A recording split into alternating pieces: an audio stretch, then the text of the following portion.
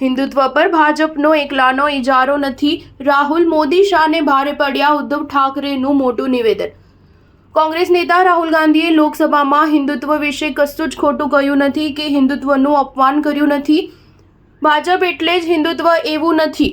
અમે પણ હિન્દુ જ છીએ. વાસ્તવમાં એકલા રાહુલ વડાપ્રધાન નરેન્દ્ર મોદી અને ગૃહપ્રધાન અમિત શાહ બંને પર ભારે પડી રહ્યા છે એમ શિવસેના યુબીટીના પ્રમુખ ઉદ્ધવ ઠાકરેએ રાહુલ ગાંધીના વક્તવ્યનો બચાવ કરતા જણાવ્યું છે. હિન્દુ કદી હિંસા કરી શકે નહીં, ક્યારેય નફરત અને ડર ફેલાવે નહીં, પરંતુ આ હિન્દુઓ 24 કલાક નફરત અને હિંસાનું રાજકારણ કરે છે.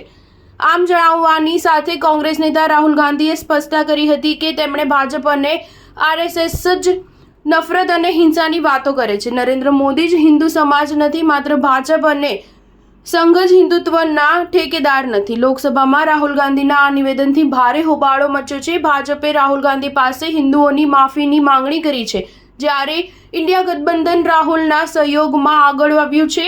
રાહુલને લોકસભામાં ભગવાન શિવની તસવીર રજૂ કરતા અટકાવવામાં આવ્યા હતા. એ મુદ્દો ઉઠાવતા ઉદ્ધવ ઠાકરેએ કહ્યું હતું કે પીએમ મોદી પોતે ચૂંટણી સભાઓમાં જય શ્રી રામના નારા ગજવે છે ત્યારે કોઈ વાંધો લેતું નથી, પરંતુ લોકસભામાં કોઈ એવું કરવા ધારે તો તેને અસ્વીકાર કરવામાં આવે છે.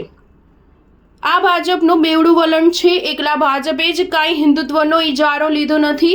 અમે પણ હિન્દુ છીએ. અમારામાંથી કોઈએ હિન્દુત્વનું અપમાન કર્યું નથી અને કોઈને કરવા દઈશું પણ નહીં. દરમિયાન શિવસેના યુબીટીના મુખપત્ર સામનાના સંપાદકીય લખાણમાં પણ રાહુલે લોકસભામાં આપેલા પ્રવચનની છૂટા હાથે પ્રશંસા કરવામાં આવી હતી.